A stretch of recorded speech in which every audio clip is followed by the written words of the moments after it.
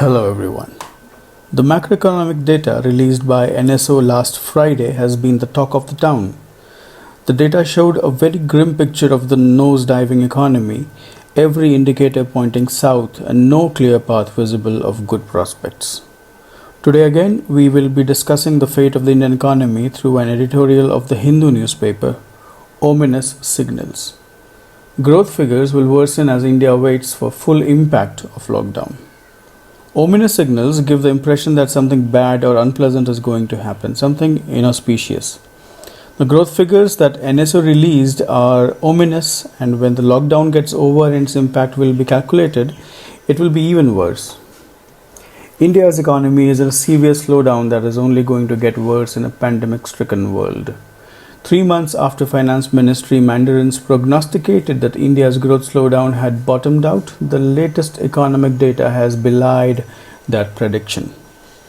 To belie is to contradict. If something has bottomed out, it means it has reached its lowest point and cannot go down further, and that now it can only move upwards or can only get better. A prognosis is a prophecy telling that something will happen in the future, like a forecast or a prediction. Mandarins are higher officials in a government or in an office, and slowdown is at minimum 3 consecutive quarters of negative growth.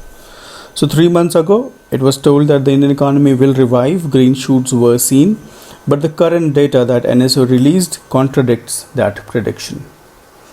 Crucially, the GDP growth estimates for the January-March quarter and the full fiscal year barely reflect the impact of the public health crisis and the stringent lockdowns which were imposed nationwide only from March 25.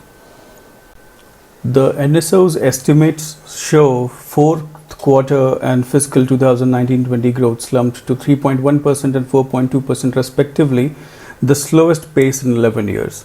The government says the lockdown impacted data flow, and with statutory reporting timelines extended, the estimates would likely undergo revision. However, the fact that gross value added numbers for the first 3 quarters have been revised significantly downward shows that the economic malaise was deep and widespread even before the novel coronavirus landed on Indian shores. So 4.2% of annual growth is the slowest in 11 years. Although the government is saying that there isn't enough or sufficient data and this growth figure will likely be revised, the fact is that the GVA numbers have been already revised, and that brings us to one conclusion, that the malaise, the discomfort of the economy was already there before the COVID happened. 4 of the 8 industry sectors that together comprise the GVA are now revealed to be in far worse shape than was reported earlier. This includes manufacturing, which contracted for a third straight quarter and shrank by 1.4% in the fourth quarter. Construction, a major job-generating activity that continued to weaken and contracted 2.2%, and the 2 largest services categories. The revisions in the trade, transport, hotels and communications, and financial, real estate and professional services sectors have cut third quarter growth figures by 1.6 and 4 percentage points respectively. The data in all these statements only confirms the severe slowdown, with most sectors showing contraction for 2 to 3 continued quarters. The economy is visibly mired in a demand drought that is unlikely to abate anytime soon. Private consumption spending, which accounts for 55 to 60% of GDP, extended a downtrend as growth slid to 2.7%. Investment activity contracted for a third consecutive quarter and shrank 6.5%. Demand drought is absence of demand. The economy is mired or stuck in a demand drought situation. It is unlikely to abate or come out of it anytime soon. Data coming in for the current fiscal are revealing the devastating impact that the lockdown has had. Output at the 8 core industries that represent 40% of the index of industrial production contracted by an alarming 38% in April. Merchandise exports shrank 60% in the same month. Now these are data from the current fiscal 2020-21. We already have April's data, and May data is already starting to be released. April alone shows the impact of the lockdown, with core industries shrinking and merchandise or the bought and sold goods export falling considerably. The RBI, which cut interest rates on May 22, was categorical in its assessment that a recovery would likely start only from the October quarter. For even that to materialize, the centre must act.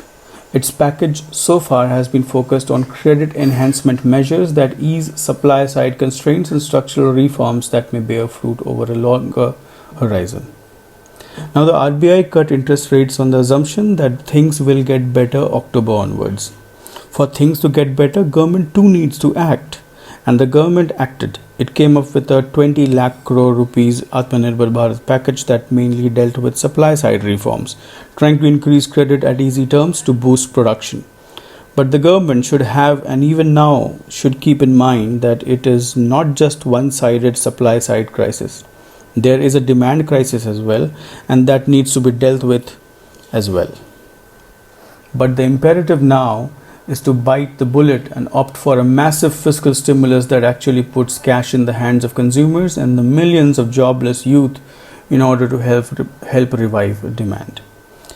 It is imperative, essentially and utmostly important, that the government bites the bullet now. Do what it has been postponing for such a long time. That massive fiscal stimulus that actually puts money in the hands of the consumer. Only then can demand be revived. Otherwise, it might as well remain just as a half-hearted measure. So this was the Hindu's editor's analysis of the state of Indian economy and the steps being taken to revive it.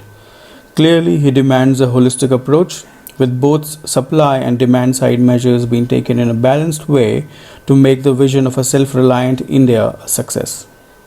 I hope you understood it well. Doubts and queries are welcome. Also, try to answer the questions in the description box for more clarity. This is me signing off for today. You take care, stay in and stay safe.